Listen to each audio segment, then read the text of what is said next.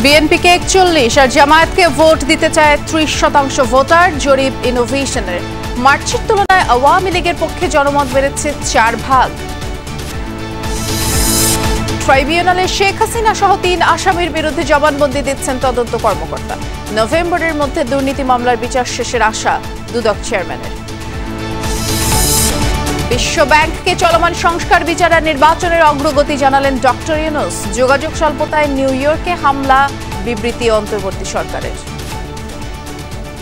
আমরা এই বিষয়ে একদম স্পষ্ট একটা বিবৃতি দিয়েছি।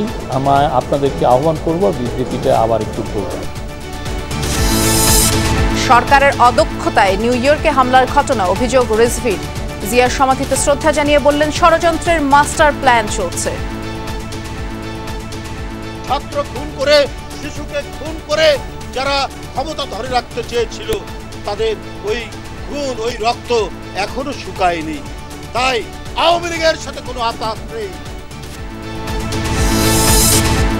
অপরিকল্পিত উন্নয়নে বৈশিষ্ট্য হারাচ্ছে চলন বিল। বিলুপ্তির পথে দেশীয় নানা প্রজাতির মাছ। নির্বিচারে জলজ প্রাণী আহরণে নষ্ট হচ্ছে জীববৈচিত্র্য। এটা পানি পরিষ্কার করে, আবার এটা শুকনো মৌসুমে এটা পচে গিয়ে আবার সার হিসেবে ব্যবহৃত হয়। শামুক এভাবে ধ্বংস হতে থাকলে দেখা যায় যে বাস্তুতন্ত্র নষ্ট হবে।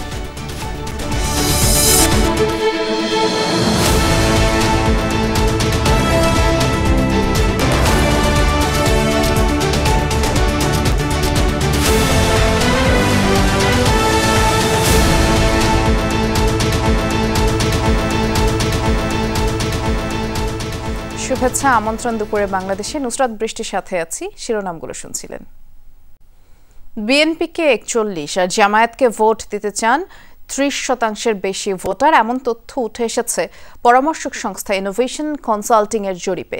রাজধানীর আগারগাঁও আর্কাইভ মিলনায়তনে এই জরিপের প্রতিবেদন প্রকাশ করা হয়। আর তাতে মার্চের জরিপের তুলনায় আওয়ামী লীগের ভোট বেড়েছে 4.8%। এখন আওয়ামী লীগকে ভোট দিতে চায় 18.8% মানুষ।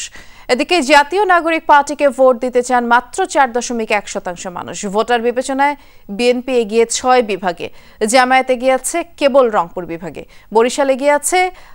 বরিশালে আওয়ামী লীগ এগিয়ে আছে। আর সারা দেশের মোট 10,413 জনের তথ্যের ভিত্তিতে এই জরিপের ফলাফল নির্ধারিত হয়েছে বলে জানিয়েছে ইনোভেশন। বাড়লে, অর্থাৎ ভোটের সিদ্ধান্ত নিয়েছে এবং রিভিল করছে, এটা বাড়লে কোন দলের প্রতি সেটা যাবে সেটা মোটামুটি এখন বোঝা যাচ্ছে। এডুকেশনের লেভেল যত কমছে, ভোট কিন্তু একটা সার্টেন পলিটিক্যাল পার্টির দিকে যাচ্ছে। ওটা ইনকামের সাথে আমার ধারণা সেটা একটা সম্পর্ক আছে। জুলাই গণ অভ্যুত্থানের মানবতা বিরোধী অপরাধের মামলায় শেখ হাসিনা, আসাদুজ্জামান খান সহ 3 জনের বিরুদ্ধে আজ ট্রাইব্যুনালে সাক্ষ্য গ্রহণ চলছে এবং আজ সাক্ষ্য দিচ্ছেন এই মামলার বিশেষ তদন্ত কর্মকর্তা এবং প্রসিকিউটর তানভীর জোহা। বিচারপতি গোলাম মর্তুজা মজুমদারের নেতৃত্বাধীন ট্রাইব্যুনাল 1 থেকে এই সাক্ষ্য গ্রহণ সরাসরি সম্প্রচার করা হচ্ছে। মঙ্গলবার সাক্ষ্য জেরা শেষ হয় সিআইডির ফরেন্সিক বিভাগের কর্মরত শাহেদ জুবায়ের লরেন্সের।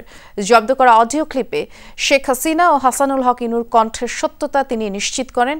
পরে অপর সাক্ষী ডিএমপির ওয়্যারলেস অপারেটর কামরুল হাসান বলেছেন, গত বছর 17 জুলাই কমিশনার হাবিবুর রহমান আন্দোলন দমনে ডিএমপি অধিভুক্ত সব পুলিশ সদস্যদের সর্বোচ্চ বল প্রয়োগ এবং গুলির নির্দেশ দিয়েছিলেন। এদিকে আশুলিয়ায় মরদেহ পোড়ানোর মামলায় 5ম দিনের সাক্ষ্য গ্রহণ হবে আজ।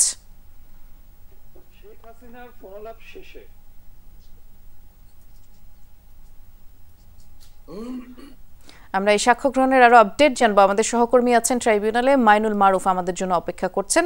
মাইনুল, আমাদেরকে একটু জানাবেন এই সাক্ষ্য গ্রহণের সবশেষ কি আপডেট আপনার কাছে আছে, যেহেতু আজ এই মামলার বিশেষ তদন্ত কর্মকর্তাও তো সাক্ষ্য দিচ্ছেন। এই মামলার বিশেষ তদন্ত কর্মকর্তা তানভীর আলম জোহা তিনি কিন্তু আজ সাক্ষ্য দিচ্ছেন এবং এখন পর্যন্ত কিন্তু ট্রাইব্যুনালে যেই সকল ফোন রেকর্ডিং তিনি উদ্ধার করেছেন সেগুলোকে প্রদর্শন করেছেন এবং কিছুক্ষণ ধরে কিন্তু আমরা সেগুলি শুনছিলাম এবং সেই সকল ফোন রেকর্ডিংয়ে আমরা বলতে শুনেছি ফজলুর তাপসের সাথে শেখ হাসিনার কথা শুনেছি, ইনুর সাথে কথা শুনেছি এবং সাবেক ঢাকা বিশ্ববিদ্যালয়ের ভিসি মাকসুদ কামালের সাথেও কিন্তু তার কথোপকথন শুনেছি এবং এ সকল কথোপকথনে কিন্তু কিন্তু যে জিনিসগুলো আমরা দেখতে পেয়েছি যে জুলাই গণ অভ্যুত্থানে মরণাস্ত্র ব্যবহারের নির্দেশ দিয়েছিলেন শেখ হাসিনা, এই বিষয়গুলো উঠে এসেছে। পাশাপাশি আরও কঠোর বল প্রয়োগ করে আন্দোলন দমন করা, তাদেরকে গ্রেপ্তার করা, এই সকল বিষয় কিন্তু উঠে এসেছে। পাশাপাশি আরও যে সকল বিষয়ের মধ্যে রয়েছে যে আবু সাঈদের বিষয়টি উঠে এসেছে, যেখানে বলতে শোনা যায় যে আবু সাঈদকে গুলি করে মারা হয়েছে, তার ভিতরে শরীরে একটি গুলি পাওয়া গেছে এমন কথা বলতে শোনা যায়। পাশাপাশি ইন্টারনেট বন্ধের বিষয়টিও কিন্তু উঠে এসেছে এই সকল ফোন রেকর্ডিংয়ে। এবং বলা যায় যে ওভারঅল সব কিছু মিলিয়ে আজকে তানভীর আলম জোহা যে সাক্ষ্য দিয়েছেন, এই সাক্ষ্যর ইতিপূর্বে কিন্তু আমরা দেখেছি এই সকল কথাই কিন্তু ট্রাইব্যুনালে ইতিপূর্বে বলা হয়েছে এবং তার কিন্তু আজকে সরাসরি ট্রাইব্যুনালে প্রদর্শন করা হলো এই সকল ফোন রেকর্ডিং। এর বাইরে ট্রাইব্যুনালের বাইরেও কিন্তু আমরা দেখেছি বিভিন্ন সংবাদ মাধ্যমে কিন্তু এই সকল ফোন রেকর্ডিং ছড়িয়ে পড়েছিল, বিশেষ করে ইন্টারন্যাশনাল গণমাধ্যমগুলোতে। সেখানেও কিন্তু আমরা দেখেছি যে শেখ হাসিনা তাপসের যে ফোন রেকর্ডিং, এটি বেশ আলোচিত হয়েছিল। পরবর্তীতে তারই কিন্তু আজকে বলা যায় যে সরাসরি একটি সম্প্রচার হলো এবং এই সম্প্রচারের মধ্য দিয়ে বলা যায় জুলাই অভ্যুত্থানের যে বিচার কাজ চলছে, সাক্ষ্য গ্রহণের প্রথম সাক্ষ্য গ্রহণ কিন্তু আজকে সরাসরি সম্প্রচার হলো এবং এই সাক্ষ্য গ্রহণের মধ্য দিয়ে যে সকল তথ্য প্রমাণের কথা প্রসিকিউশন বলছিল, সে সকল তথ্য প্রমাণ কিন্তু আজ সারা বিশ্ব একসাথে দেখলো। এর পাশাপাশি আজকে আশুলিয়া যেই 6 জনকে হত্যা করা হয়েছে, সেই হত্যার কিন্তু সাক্ষ্য গ্রহণ চলছে এবং পঞ্চম দিনের মতো সাক্ষ্যগ্রহণ চলছে। এর আগেও কিন্তু সেই ঘটনায় ভুক্তভোগী পরিবারের সদস্যরা কিন্তু সাক্ষ্য দিয়েছেন এবং তারা শেখ হাসিনা সহ এই ঘটনায় যারা জড়িত রয়েছেন, যারা লাশ পুড়িয়ে দেওয়ার সাথে জড়িত ছিলেন, তাদেরও কিন্তু বিচার দাবি করেছেন এবং এখন পর্যন্ত তার সাক্ষ্যগ্রহণ চলছে। এদিকে আন্তর্জাতিক অপরাধ ট্রাইব্যুনাল একেও কিন্তু তানভীর হাসান জোহার কিন্তু সাক্ষ্যগ্রহণ করে চলছে। তিনি এই মামলায় বলা যায় যে বিশেষ তদন্ত কর্মকর্তা এবং প্রসিকিউটর তানভীর জোহা তিনি এই মামলার। ধন্যবাদ বিস্তারিত জানানোর জন্য মাইনুল। সাবেক প্রধানমন্ত্রী শেখ হাসিনা সহ তার পরিবারের সদস্যদের বিরুদ্ধে দুর্নীতির 6টি মামলা চলমান রয়েছে। নভেম্বরের মাঝে সেই মামলার রায় হবে বলে আশা প্রকাশ করেন দুদক আব্দুল মোমেন। দুর্নীতি প্রতিরোধ সংক্রান্ত কার্যক্রমকে বেগবান ও গতিশীল করতে দুদক ও টিআইবির মধ্যে 5 বছর মেয়াদী সমঝোতা স্মারক সই অনুষ্ঠানে দুদক চেয়ারম্যান একথা বলেছেন। সমঝোতা স্মারকে সই করেন দুদকের মহাপরিচালক মোহাম্মদ আক্তার হোসেন এবং টিআইবির নির্বাহী পরিচালক ডক্টর ইফতেখারুজ্জামান। সমঝোতা স্মারকের আওতায় দুদক ও টিআইবি দুর্নীতি প্রতিরোধে গণসচেতনতা, নৈতিকতার মানোন্নয়নে পারস্পরিক সহযোগিতা ও প্রচারাভিযান পরিচালনার পাশাপাশি গবেষণা প্রশিক্ষণ সহ বিভিন্ন কার্যক্রম গ্রহণ করবে। সাবেক প্রধানমন্ত্রী এবং তার পরিবারবর্গ নিয়ে যে মামলা, সেই মামলার আমাদের 6টা মামলা চলমান অবস্থায় আছে এবং আমরা আশা করছি সাক্ষ্য গ্রহণ শেষে অক্টোবর শেষ দিকে কিংবা নভেম্বরের প্রথম দিকে মানে আদালত যেটাই বিবেচনাযোগ্য মনে করেন সেরকম রায় এসে যাবে বলে আমাদের প্রত্যাশা। রাজনৈতিক আমলাতান্ত্রিক সংস্কৃতিতে পরিবর্তন, নেতিবাচক পরিবর্তন, দুর্নীতি প্রতিরোধক মানসিকতা এবং সেই মানসিকতার চর্চা করার মতো সহজ দৃঢ়তা যতদিন পর্যন্ত এই দুইটা অঙ্গনে না হবে ততদিন পর্যন্ত আমাদের দুদক সংস্কার কমিশনে যে স্বপ্ন সেটা বাস্তবিত হবে, এটা প্রত্যাশা করাটা খুব কঠিন। প্রবাসীদের ভোটার বানাতে লাগাতার বিদেশ সফর চলছে নির্বাচন কমিশন কর্মকর্তাদের। তবে সবচেয়ে বেশি প্রবাসী মধ্যপ্রাচ্যে থাকলেও তাদের আগ্রহ কম, বরং ইতালি, অস্ট্রেলিয়া ও কানাডার মতো দেশগুলোর দিকেই নজর। নিবন্ধন চালু হওয়া দেশগুলোর দিকে দৃষ্টি নেই। এর ফলে প্রবাসী ভোটার নিবন্ধনে অগ্রগতি নগণ্য। বিশেষজ্ঞরা বলছেন মধ্যপ্রাচ্যে ভোটার নিবন্ধন কার্যক্রমে গতি না এলে কমিশন প্রশ্নবিদ্ধ হবে। ইসির সিনিয়র সচিব জানিয়েছেন প্রয়োজনীয়তা মাথায় নিয়ে বিদেশ সফরে যায় কমিশন। দেশের অর্থনীতিতে গুরুত্বপূর্ণ ভূমিকা রাখলেও গণতান্ত্রিক সরকার গঠনে ভূমিকা রাখতে পারছেন না প্রবাসীরা। দাবি ওঠে দেশের 12 কোটি ভোটারের পাশাপাশি প্রবাসীদের অন্তর্ভুক্তির। সরকারি হিসেবে প্রবাসে থাকেন 1 কোটি 40 লাখ প্রাপ্তবয়স্ক মানুষ, যাদের একটা বড় অংশই ভোটার হতে পাননি এনআইডি। সৌদি আরবে থাকেন সবচেয়ে বেশি 40,49,000 প্রবাসী। 2023 সালে রিয়াদ ও জেদ্দায় ভোটার নিবন্ধন চালু করে আগের কমিশন। 2 বছরে এনআইডি পেয়েছেন মাত্র 659 জন। 5-6 বছর ধরে আমার ভোটার আইডি হারানোর কাছে আমি পাইনি। আমি হলাম সৌদি আরব প্রবাসী, এখানে যে ভোটার হওয়া যায় আমি তো জানি না। প্রায় সৌদি আরবে 20 বছরের মতন আছে। আমার এখন আইডি কার্ড হয়নি। এখন আমি শুনলাম সৌদি আরব রিয়াদে নাকি আইডি কার্ড হইতেছে। আমি সৌদি আরব আছি 4 বছর, আর এখানে ভোটার হইতেছে আমি এখনো জানি না। আমি এখানে এসেছি 9 বছর হয়েছে। আমার শুনেছি বাংলাদেশ এম্বাসিতে আইডি কার্ড দেয়, কিন্তু কাজের জন্য আমি যাইতে পারি নাই। এখন আমার আইডি কার্ড প্রয়োজন। মধ্যপ্রাচ্য ও আশপাশে আরও কয়েকটি দেশে 2023 সালে নিবন্ধন চালু হয়। সবখানেই ভোটার হওয়ার হার নগণ্য। মালয়েশিয়ায় 319, কাতারে 394 আর কুয়েতে 211 জন এনআইডি পেয়েছেন। অন্যদিকে এখনও কার্যক্রম শুরু হয়নি মধ্যপ্রাচ্যের দেশ ওমান ও বাহরাইনে। দুই দেশে প্রবাসী থাকেন প্রায় 8.5 লাখ। প্রবাসী অধ্যুষিত মধ্যপ্রাচ্য বাদ দিয়ে অস্ট্রেলিয়া, কানাডা ও ইতালি সহ উন্নত দেশে বেশি নজর নতুন কমিশনের।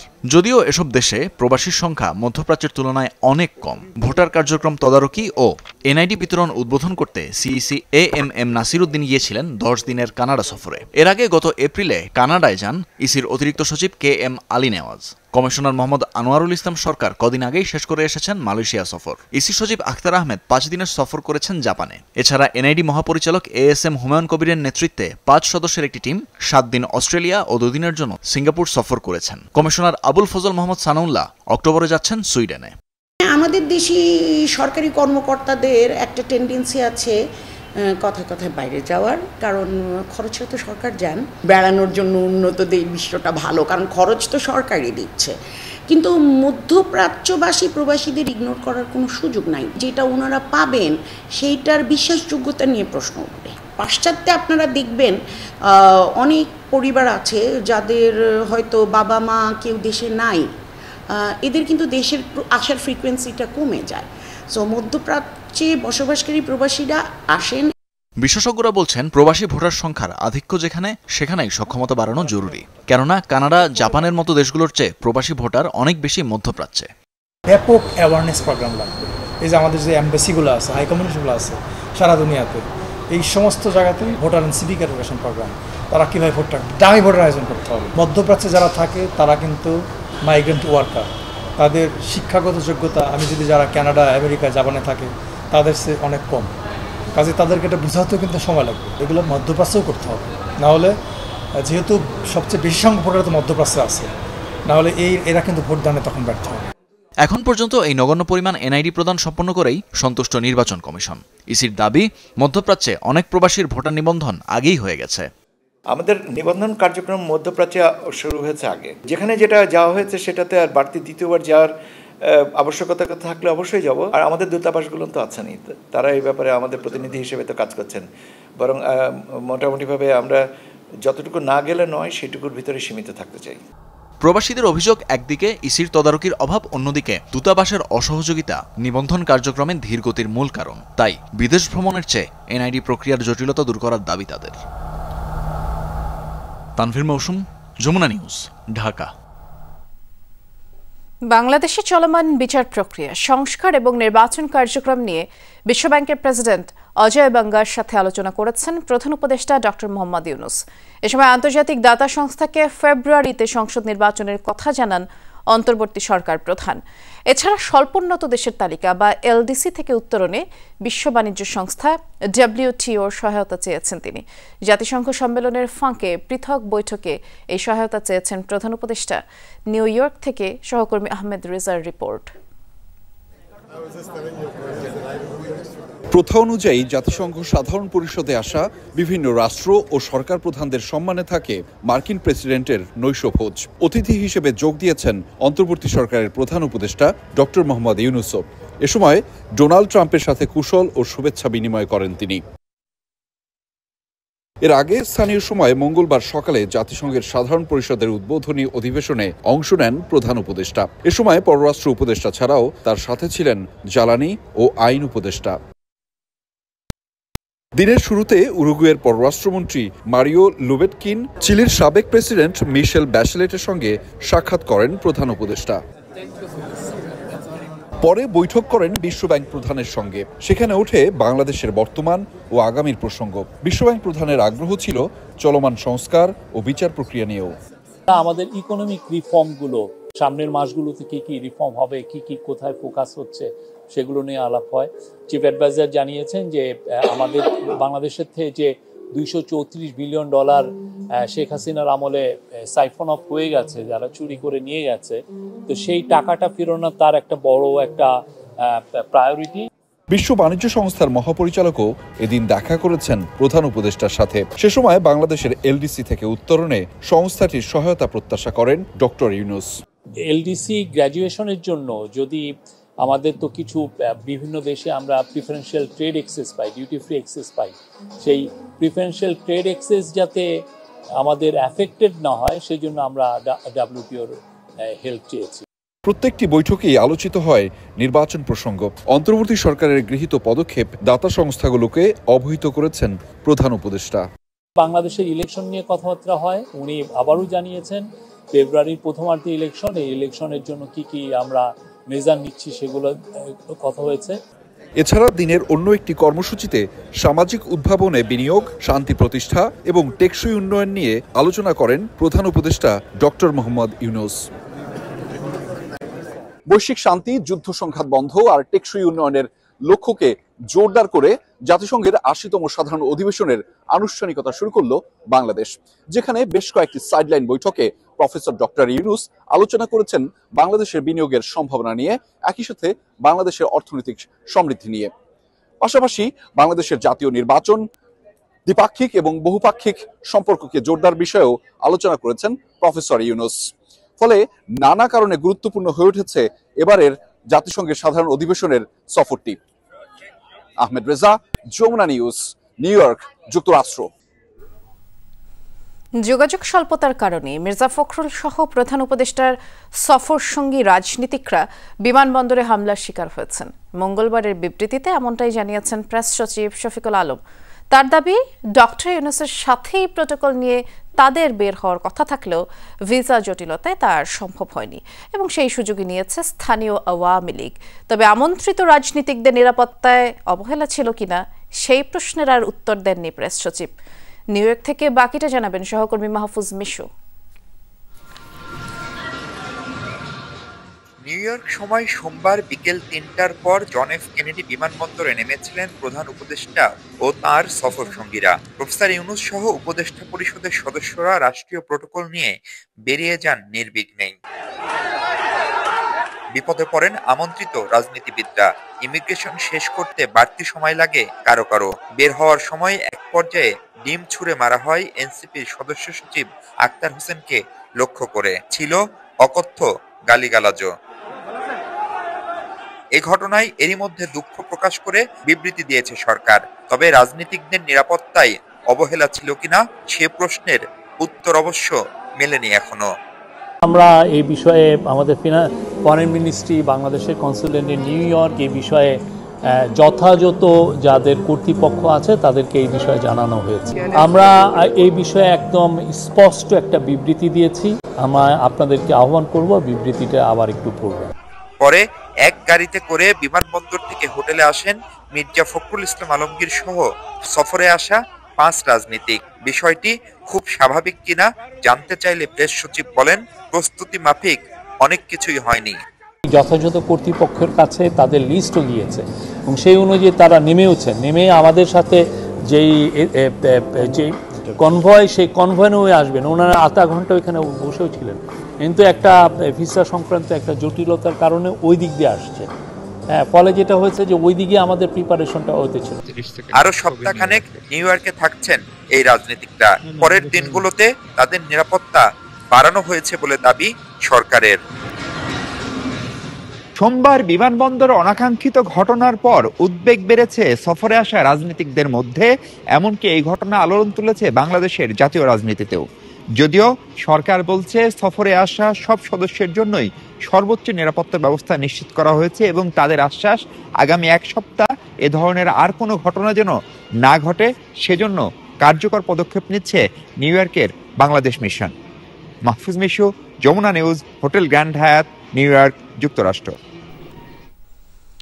অন্তর্বর্তী সরকারের অদক্ষতার কারণে নিউ ইয়র্কে ফ্যাসিবাদের দোসররা রাজনীতিবিদদের উপর হামলা চালানোর সাহস পেয়েছে বলে মন্তব্য করেছেন বিএনপির সিনিয়র যুগ্ম মহাসচিব রিজভী আহমেদ।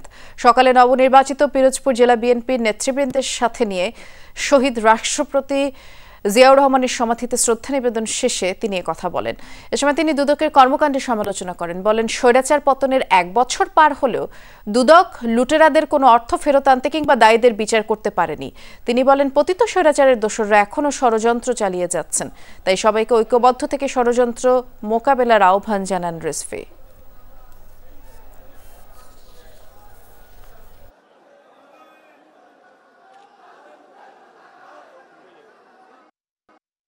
ছাত্র খুন করে, শিশুকে খুন করে যারা ক্ষমতা ধরে রাখতে চেয়েছিল, তাদের ওই খুন, ওই রক্ত এখনো শুকায়নি। তাই আওয়ামী লীগের সাথে কোনো আতাত নেই। আওয়ামী লীগের সাথে যারা তাকে সহযোগিতা করেছে তাদের জন্য খোলস খুলে নতুনভাবে আত্মপ্রকাশ করতে না পারে, আমাদেরকে সেই দিকটাই দেখতে হবে। স্থাপনা নির্মাণ, অপরিকল্পিত উন্নয়ন সহ নানা কারণে চিরাচরিত বৈশিষ্ট্য হারাচ্ছে চলন বিল। অবাধে নিষিদ্ধ জাল দিয়ে মাছ ধরা, নির্বিচারে জলজ প্রাণী আহরণে জীববৈচিত্র্য নষ্ট হচ্ছে, আর বিলুপ্তির পথে দেশীয় নানা প্রজাতির মাছ। বিলের প্রাকৃতিক ভারসাম্য রক্ষায় সমন্বিত উদ্যোগের উপর গুরুত্ব দেওয়ার তাগিদ সংশ্লিষ্টদের। বিস্তীর্ণ জলরাশির মাঝে সবুজের আলপনা, শরতের আকাশে ভাসছে মেঘের ভেলা। স্বচ্ছ জলের সাথে প্রকৃতির যেন এক অপরূপ মেলবন্ধন। পাবনা, নাটোর ও সিরাজগঞ্জের বিস্তীর্ণ এলাকা জুড়ে চলন বিল, যা বর্ষায় পানিতে থাকে টইটম্বুর, স্থায়িত্ব থাকে কয়েক মাস। বিলের উন্মুক্ত জলরাশিতে মাছ ধরে জীবিকা চলে সিরাজগঞ্জেরই ৩ উপজেলার প্রায় ১০,০০০ জেলে পরিবারের। তবে নিষিদ্ধ জাল দিয়ে মাছ ধরা সহ নানা কারণে বিলুপ্তির পথে দেশীয় নানা প্রজাতি। ট্যাংরা, কুচি, সাইতেন, শোল, বোয়াল, পুঁটি, বংশ ইসে মাছ, মনে করেন নৌকা বোধে, এখানেই নৌকা বোধে মাছ মারছি আমরা। এখন সে মাছ একটাও নাই। সারাদিন ঘুরেও ২-৪টা ৫টা এরকম, মানে খুব কম, মানে এখন জীবন চালানোই কঠিন, এরকম ভাবে মাছ পাই। রিং জাল, তারপরে দোয়াজ, এইগুলো দিয়ে মাও মাছ মারিয়ে সাফ করে হেলায়। প্রশাসনের জন্য কোনো কিছু কয় না। কাঙ্ক্ষিত মাছ না মেলায় পেশা বদলাচ্ছেন জেলেরা। অনেকেই নির্বিচারে শামুক, ঝিনুক, কাঁকড়া ধরে বিক্রি করছেন, যা ব্যবহার হচ্ছে মাছ ও হাঁসের খাবার হিসেবে। প্রতিদিন কয়েক টন শামুক সরবরাহ হচ্ছে বিভিন্ন জেলায়। এখন দেখা গেছে এক নৌকা শামুক মারলে ৩,০০০-৪,০০০ টাকা পাওয়া যায়। এখন বিলে আর মাছ নাই, তাই বিধায় মানুষ শামুক মারে। মাছ শাক নাই, এই কারণে আমরা বাধ্যমূল্যকে শামুক মারা বেছে নিচ্ছি। সবাই জানেন যে এই যে ছোট ছোট নৌকালে আমরা সবাই সারা রাত শামুক মারি। নানা স্থাপনা নির্মাণ আর পলি জমে দিন দিন সংকুচিত হচ্ছে বিলের আকার, বাধাগ্রস্ত হচ্ছে পানি প্রবাহ। তার উপর নিষিদ্ধ জাল ব্যবহার করে মাছ ধরা ও নির্বিচারে জলজ প্রাণী আহরণে বিরূপ প্রভাব পড়ছে জীববৈচিত্র্যে। শামুক একদিকে যেমন এটা পানি পরিষ্কার করে, আবার এটা শুকনো মৌসুমে এটা পচে গিয়ে আবার সার হিসেবে ব্যবহৃত হয়, যার ফলে দেখা যায় যে মাটি ভালো থাকে, ফসল ভালো হয়। আর শামুক এভাবে ধ্বংস হতে থাকলে দেখা যায় যে বাস্তুতন্ত্র নষ্ট হবে। চলন বিলে মাছের অভয়াশ্রম গড়ে তোলা ও জীববৈচিত্র্য রক্ষায় সমন্বিত উদ্যোগ নেওয়া প্রয়োজন বলছেন জেলা মৎস্য কর্মকর্তা। বিলের মাঝে যদি আমরা কিছু মৎস্য অভয়াশ্রম কিংবা নো ফিশিং জোন তৈরি করতে পারি, তাহলে সেখানে সারা বছর পানি থাকবে এবং সেখানে মাছ, দেশীয় প্রজাতির মাছ সহ সকল প্রজাতির মাছের একটা অবাধ বিচরণ প্লাস প্রজনন থাকবে। বিলে প্রাকৃতিক ভারসাম্য রক্ষায় কার্যকর পদক্ষেপ নেওয়ার আশ্বাস প্রশাসনের কর্মকর্তাদের। চলন বিলের মাধ্যমে মানুষ বিভিন্নভাবে জীবিকা নির্বাহ করে, তার মধ্যে শামুক ও ঝিনুক আহরণের একটা বিষয়। এটা হচ্ছে যে আমার কাছে এই তথ্যটি সুস্পষ্ট ছিল না, সেক্ষেত্রে যদি এরকম কোনো বিষয় সামনে উঠে আসে সেক্ষেত্রে আমরা ব্যবস্থা নিব। নির্দেশনা প্রদান করেছি এই বিষয়ে অভিযান পরিচালনা করার জন্য। শামুক, ঝিনুক বাণিজ্যিক হারে এইসব এলাকা থেকে উত্তোলন করা হয়, তাহলে আমাদের ইকোসিস্টেমে ব্যাপক পরিবর্তন আসবে। জাহিদ হাসান, যমুনা নিউজ। রাজধানী ঢাকার বর্জ্য ও পয় নিষ্কাশন ব্যবস্থাপনা আইনগতভাবে বাধ্যতামূলক এবং এই প্রকল্প ধাপে ধাপে বাস্তবায়ন করতে হবে। এজন্য রাজুক ও ওয়াসাকে দায়িত্ব নেওয়ার আহ্বান জানিয়েছেন পরিবেশ উপদেষ্টা সৈয়দা রিজওয়ানা হাসান। দুপুরে রাজধানীর একটি হোটেলে সেপটিক ট্যাঙ্ক ও সুয়েজ ট্রিটমেন্ট প্ল্যান্ট এসটিপি স্থাপন বিষয়ক এক সভায় তিনি আহ্বান জানান। বলেন, নগরবাসীর স্বার্থে নভেম্বরের মধ্যে রাজুককে বিল্ডিং কোড চূড়ান্ত করতে হবে। ঢাকাকে বাসযোগ্য স্বাস্থ্য সুরক্ষা নিশ্চিত করে গ্রিন সিটি হিসেবে গড়ে তোলার কথাও বলেন পরিবেশ উপদেষ্টা। বুড়িগঙ্গা সহ ঢাকা চারপাশের নদী রক্ষা কঠিন হলেও অসম্ভব নয় বলেই জানান তিনি। বলেন, নদীর সাথে সংযুক্ত খালগুলো পরিষ্কার করতে সবাইকে উদ্যোগী হতে হবে। প্রত্যেক হাউস হোল্ডিংয়ে রাজুক যদি ম্যান্ডেটরি করে দেয়, এটা বাস্তবায়ন হচ্ছে কি হচ্ছে না, এটা ঢাকা ওয়াসা খাল রক্ষার দায়িত্বে আছেন সিটি কর্পোরেশনরা এবং রাজধানী উন্নয়ন কর্তৃপক্ষ ম্যান্ডেটরি করবে। তারা এলাকা ভাগ করে নিয়ে নেয়, কারণ আমাদের তো জনবল নাই, রাজুকের অত জনবল নাই, ওয়াসার অত জনবল নাই, সিটি কর্পোরেশনের নাই, ডিপার্টমেন্ট অফ এনভায়রনমেন্টেরও নাই। কেমিক্যাল গোডাউনের আগুন নেভানোর সময় দগ্ধ হয়ে মৃত্যুবরণকারী ফায়ার ফাইটার শামীম আহমদের জানাজা ও দাফন নেত্রকোনার কেন্দুয়ায় নিজ বাড়িতে সম্পন্ন হয়েছে। সকাল 11:15টায় উপজেলার পিজাহাটি এলাকায় সরকারি প্রাথমিক বিদ্যালয় মাঠে জানাজা হয়। অংশ নেন ফায়ার সার্ভিসের কর্মকর্তা সহ স্থানীয়রা। পরে পারিবারিক কবরস্থানে তার দাফন সম্পন্ন হয়। এর আগে রাত 1:45টার দিকে গ্রামের বাড়িতে পৌঁছায় তার মরদেহ। শামীমের বাড়িতে শোকের মাতম চলছে। ছেলের অসময়ে চলে যাওয়া মানতে পারছেন না তার বৃদ্ধা মা, বারবার মূর্ছা যাচ্ছেন তিনি। এলাকায় শোকের ছায়া নেমে এসেছে। সোমবার গাজীপুরের টঙ্গীতে কেমিক্যাল গোডাউনে আগুন নেভাতে গিয়ে দগ্ধ হন fire fighter Shamim Ahmed.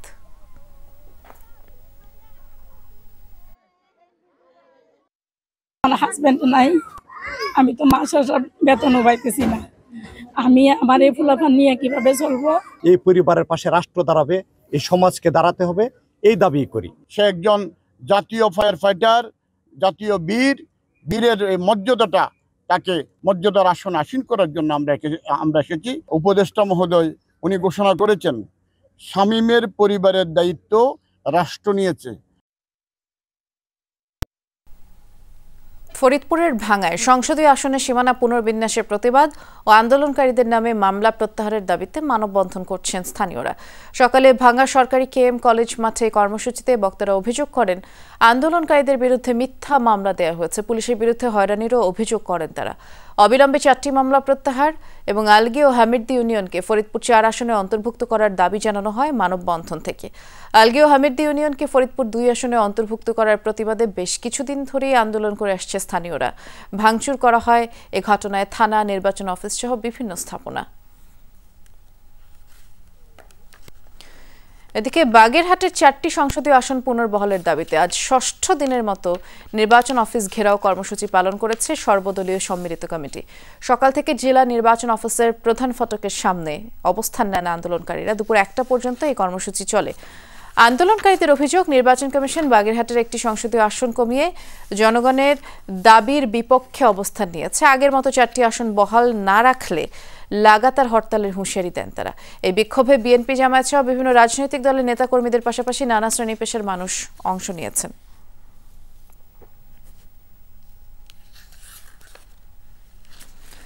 আশুলিয়ায় NASA গ্রুপের 16টি কারখানা স্থায়ীভাবে বন্ধ ঘোষণার প্রতিবাদে বিক্ষোভ করেছেন শ্রমিকরা। সকালে নিশ্চিন্তপুর এলাকায় জড়ো হন বন্ধ ঘোষণা করা কারখানার শ্রমিকরা। খবর পেয়ে সেখানে যান শিল্প পুলিশ ও সেনাবাহিনী। এ সময় পুলিশকে লক্ষ্য করে আন্দোলনরতরা ইটপাটকেল ছুড়লে কয়েকজন পুলিশ সদস্য আহত হয়। পরে টিয়ারশেল, জলকামান ব্যবহার করে তাদের ছত্রভঙ্গ করে দেয় আইনশৃঙ্খলা বাহিনী। এর আগে বিক্ষোভরত শ্রমিকরা জানান, বিদ্যুৎ গ্যাস সংকট ও ক্রয়াদেশ না থাকায় 25 সেপ্টেম্বর থেকে 16টি কারখানা বন্ধের ঘোষণা দেয় কারখানা কর্তৃপক্ষ। এতে করে কয়েক হাজার শ্রমিক বেকার হয়ে পড়বে। আর কর্তৃপক্ষের এই সিদ্ধান্তের প্রতিবাদ, দ্রুত আগস্ট ও সেপ্টেম্বর মাসের পাওনা পরিশোধের দাবিতে আন্দোলনে নামেন তারা।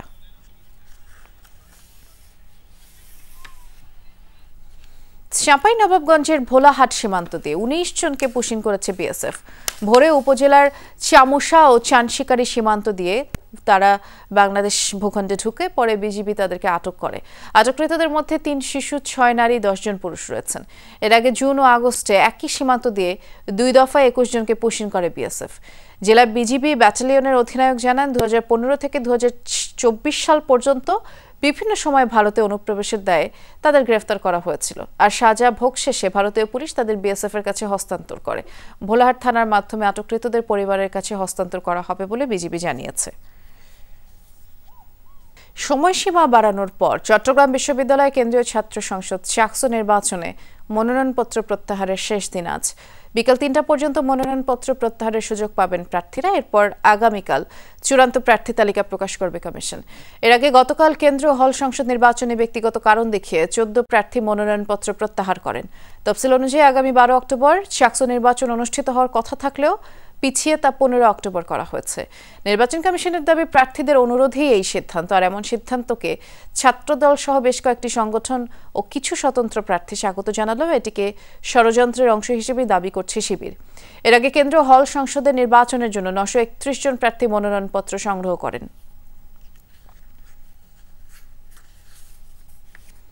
রাজশাহী বিশ্ববিদ্যালয় প্রশাসনের আশ্বাসে আগামী 7 কার্যদিবস কমপ্লিট শাটডাউন কর্মসূচি স্থগিত করেছেন কর্মকর্তা কর্মচারীরা। তবে কর্মসূচি চালিয়ে যাওয়ার ঘোষণা দিয়েছেন আন্দোলনরত শিক্ষকরা। দুপুরে প্রশাসনের সাথে বৈঠকে বসেন কর্মকর্তা কর্মচারীরা। দাবি দেওয়ার বিষয়ে ব্যবস্থা নিতে সময় চাওয়া হয় প্রশাসনের পক্ষ থেকে। 7 কার্যদিবস সময় দিয়ে কর্মসূচি স্থগিতের ঘোষণা দেন আন্দোলনকারীরা। আর এর মধ্যে দাবি মানা না হলে কঠোর কর্মসূচির হুঁশিয়ারিও দেন তারা। পোষ্যকোটা ও শিক্ষক লাঞ্ছনাকারীদের শাস্তির দাবিতে 4 দিন ধরে কমপ্লিট শাটডাউন কর্মসূচি পালন করে আসছিলেন কর্মকর্তা কর্মচারীরা। এদিকে শিক্ষক লাঞ্ছিতের ঘটনায় জড়িত শিক্ষার্থীদের ছাত্রত্ব বাতিল করে দৃষ্টান্তমূলক শাস্তির দাবিতে শাটডাউন কর্মসূচি অব্যাহত রাখার ঘোষণা দিয়েছেন আন্দোলনরত শিক্ষকরা। আমরা একটা আলোচনা সভায় মিলিত হই এবং সর্বসম্মতভাবে আমরা প্রশাসনকে 7 কর্মদিবস সময় দিতে চাই। 4 দিন ব্যাপী সন্ত্রাসী কার্যক্রমের প্রতিবাদে আন্দোলন চলছে, সেটা এখনো চলমান আছে, এটা চলবেই, এর কোনো ব্যত্যয় নাই। এদিকে সকালে কমপ্লিট শাটডাউন কর্মসূচির প্রতিবাদে মানববন্ধন করে শিবির।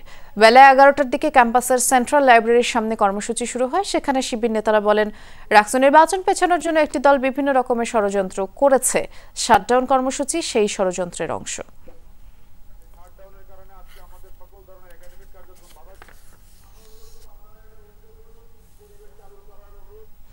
এ বিষয়ে খোঁজ খবর রাখছেন আমাদের সহকর্মী তারেক মাহমুদ। তিনি অপেক্ষা করছেন আমাদের জন্য। তারেক, আন্দোলনরত শিক্ষকরা তো শাটডাউন কর্মসূচি চালিয়ে যাওয়ার ঘোষণা দিয়েছে, প্রশাসন কি বলছে এ বিষয়ে?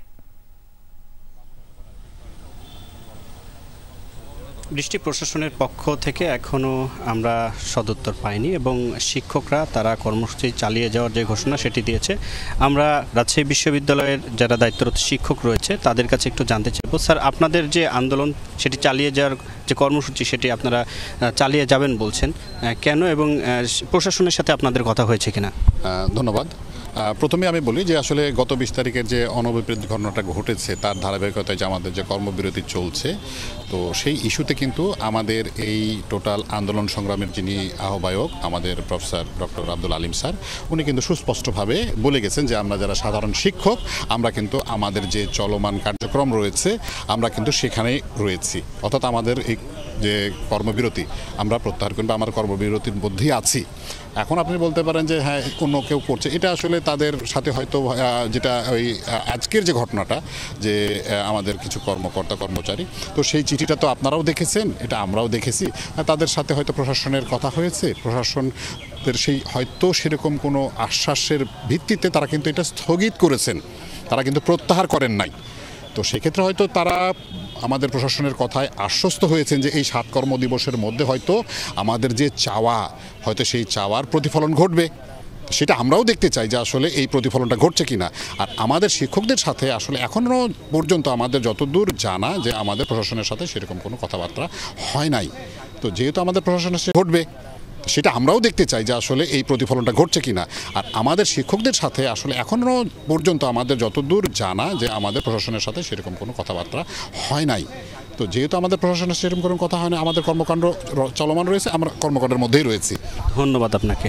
বৃষ্টি শুনছিলেন এবং আমি দেখতেই পাচ্ছি যে সারাদিন ব্যাপী কিন্তু রাজশাহী বিশ্ববিদ্যালয়ে ক্লাস পরীক্ষা সেটি কিন্তু বর্জন রয়েছে। বলা যায় যে রাজশাহী বিশ্ববিদ্যালয় এখন একদম অচল অবস্থার মধ্যে রয়েছে এই আন্দোলনের ফলে। বৃষ্টি শুনছিলাম আমরা। ধন্যবাদ তারেক।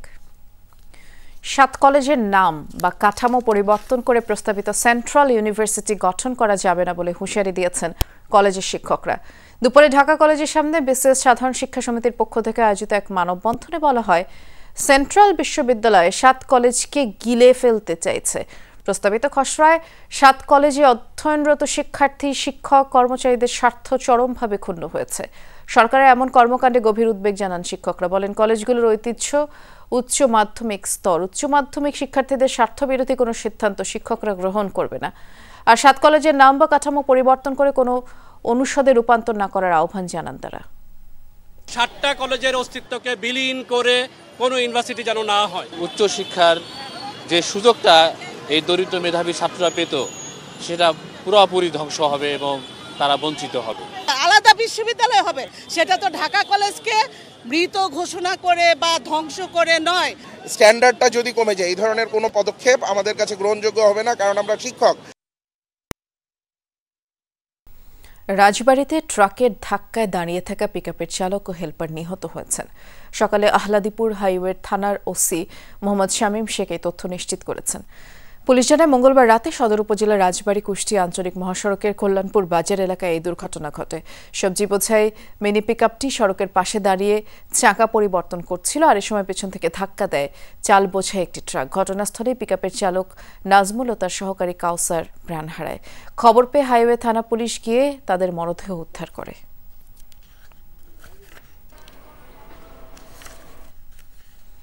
নারায়ণগঞ্জের রূপগঞ্জে আবুল খায়ের গ্রুপের একটি কারখানায় অগ্নিকাণ্ডের ঘটনা ঘটেছে। বেলা 11:30টার দিকে উপজেলার মুড়াপাড়ার গঙ্গানগর এলাকায় গ্লোব অয়েল সয়াবিন তেল প্রক্রিয়াজাতকরণ ইউনিটে আগুনের সূত্রপাত। খবর পেয়ে কাঞ্চন, ডেমরা, সোনারগাঁ ফায়ার সার্ভিসের 5টি ইউনিট দ্রুত ঘটনাস্থলে পৌঁছায়। 1 ঘন্টার চেষ্টায় দুপুর 1টার দিকে আগুন নিয়ন্ত্রণে আনে তারা।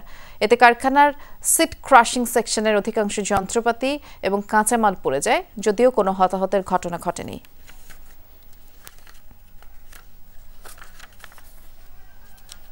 এবার হংকং ও তাইওয়ানে তাণ্ডব চালাচ্ছে বছরের সবচেয়ে শক্তিশালী টাইফুন রাগাসা। এর মধ্যে তাইওয়ানে কমপক্ষে 14 জনের মৃত্যুর খবর মিলেছে। আশঙ্কা এই সংখ্যা আরও বাড়তে পারে। অঞ্চলটিতে শতাধিক মানুষ নিখোঁজ। শক্তিশালী এই টাইফুনে হংকংয়ে আহত হয়েছে 62 জন। আর সুপার টাইফুনের প্রভাবে বুধবার ভোর থেকেই ব্যাপক ঝড় আর বৃষ্টিপাত হচ্ছে অঞ্চলটিতে। উপকূলে জলোচ্ছ্বাস সৃষ্টি হয়েছে, উপড়ে পড়েছে বহু গাছপালা, ক্ষতিগ্রস্ত অনেক রাস্তাঘাট, বাড়িঘর। পানির স্রোতে গাড়ি ভেসে গেছে, তবে আগেই নিরাপদ আশ্রয় সরিয়ে নেওয়া হয় বেশিরভাগ বাসিন্দাদের। অঞ্চল দুটির সব শিক্ষা প্রতিষ্ঠান, অফিস আদালত, ব্যবসা প্রতিষ্ঠান বন্ধ রাখার ঘোষণা দিয়েছে সরকার। বৃহস্পতিবার পর্যন্ত সব ফ্লাইট বাতিল করা হয়েছে। এর আগে ফিলিপাইনের উত্তরাঞ্চলে তাণ্ডব চালায় টাইফুন রাগাসা। এরপরে আঘাত হানতে পারে চীনের মূল ভূখণ্ড ম্যাকাওয়ে। এরই মধ্যে সতর্কতা জারি করা হয়েছে এবং নিরাপদ স্থানে সরিয়ে নেওয়া হয়েছে প্রায় 20 লাখ বাসিন্দাকে। মধ্যপ্রাচ্যে স্থিতিশীলতা ফেরাতে এবং গাজায় ইসরায়েলি আগ্রাসন বন্ধে মুসলিম নেতাদের সাথে বৈঠক করেছেন মার্কিন প্রেসিডেন্ট ডোনাল্ড ট্রাম্প। জাতিসংঘের সাধারণ অধিবেশনের সাইডলাইনে এই বৈঠক অনুষ্ঠিত হয়। আরব, এশিয়া সহ বিশ্বের বিভিন্ন দেশের মুসলিম রাষ্ট্র সরকার প্রধানরা এই বৈঠকে অংশ নেন। গাজা সংঘাত বন্ধে, জিম্মি মুক্তি সহ বিভিন্ন শর্তের উপরে জোর দেন মার্কিন প্রেসিডেন্ট। জাতিসংঘের চলতি অধিবেশনে সবচেয়ে বেশি গুরুত্ব পাচ্ছে গাজা সংঘাত এবং মধ্যপ্রাচ্যে অস্থিতিশীলতা ইস্যুটি। মঙ্গলবার এই ইস্যুতে আলোচনার জন্য মুসলিম দেশগুলোর নেতাদের সাথে বৈঠকে বসেন মার্কিন প্রেসিডেন্ট ডোনাল্ড ট্রাম্প। সাইডলাইনের বৈঠকে উপস্থিত ছিলেন সৌদি আরব, কাতার, সংযুক্ত আরব আমিরাত, মিশর, জর্ডান, তুরস্ক, ইন্দোনেশিয়া এবং পাকিস্তানের শীর্ষ নেতারা। গাজা নিয়ে আমাদের বৈঠক অত্যন্ত ফলপ্রসূ হয়েছে। মুসলিম দেশগুলোর নেতারা অসাধারণ। এরপর আমাদের বৈঠক হবে ইসরায়েলের সাথে।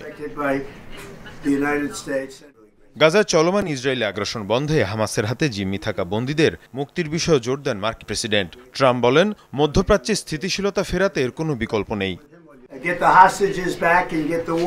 আমাদের জোর দিতে হবে হামাসের হাতে জিম্মি থাকা বন্দীদের মুক্তির বিষয়ে। এটি সম্ভব হলেই গাজায় যুদ্ধ বন্ধ করা সম্ভব। এর ফলে মধ্যপ্রাচ্যে স্থিতিশীলতাও ফিরে আসবে।